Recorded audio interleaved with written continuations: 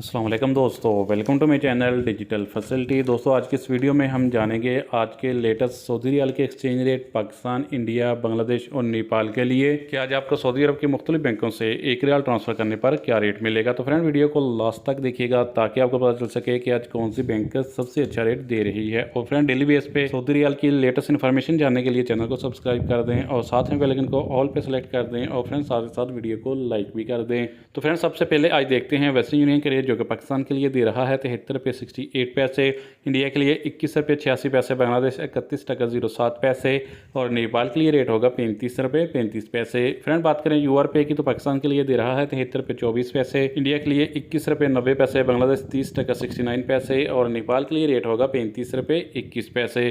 Friend यूआर पे और मोबाइली पे का तकरीबन सेम ही रेट होता है। तो फ्रेंड बात करते हैं इंजाज बैंक की जो पाकिस्तान के लिए एक रियाल का दे रहा है 73 रुपये 21 पैसे, इंडिया के लिए 21 रुपये 92 पैसे, बांग्लादेश 30 टका 80 पैसे और नेपाल के लिए रेट होगा 35 रुपये 10 पैसे।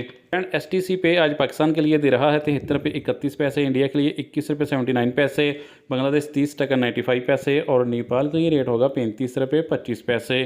फ्रेंड अल राजी बैंक आज पाकिस्तान के लिए दे रहा है 73 रुपये 46 पैसे, इंडिया के लिए 21 रुपये 89 पैसे, बांग्लादेश 30 टका 41 पैसे और नेपाल के लिए रेट होगा 35 रुपये 31 पैसे।